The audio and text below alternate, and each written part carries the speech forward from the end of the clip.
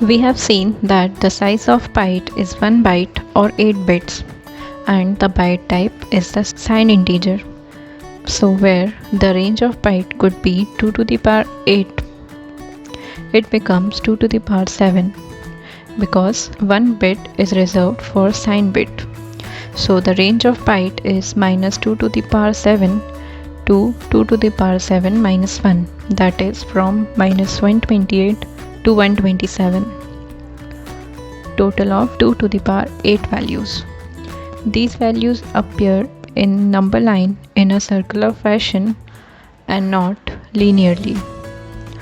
This means we will get minus 128 after 127. If we try to store any value out of this range, then we will get an error. So we can say in general that the range of integer data types is minus 2 to the power n minus 1 to 2 to the power n minus 1 minus 1, where n is the size in bits.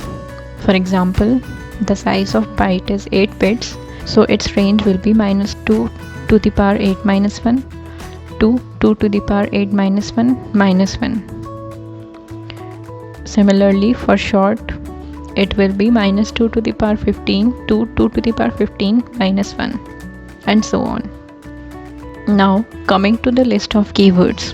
In Java, there are 50 keywords. You cannot use any of the following as identifiers in your program.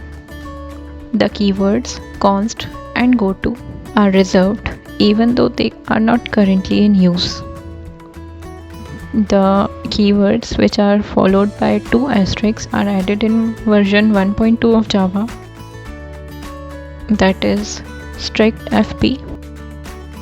The keyword with 3 asterisks is added in version 1.4, that is assert, and the one with 4 asterisks is added in version 5, that is enum. True, false and null might seem like keyword, but they are actually literals. You cannot use them as identifiers in your program. So now let's see what are literals. Literal means constant, something that has a constant value and it cannot be changed with time. For example, 10 is a literal because its value is never going to change with time. If today it is read as 10, then even after 100 years it will be known as 10 only. Now let's see the correct way of writing the literals as well as the wrong way of writing them so that you don't make mistakes. Boolean consists of only true and false, and the true and false are in lowercase.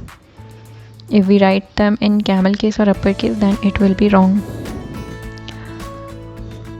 Character literal can be only one character inside single quotes, except for the Unicode character and escape sequence. If we write more than one literal inside character, then it will be wrong. In byte, we can write any number from minus 128 to 127. If we write anything outside of its range, then it will be treated as wrong. Similarly, for short, int and long, we can write anything inside their range, but when we write them outside the range or with some special character or even with commas, then it will be treated as wrong way.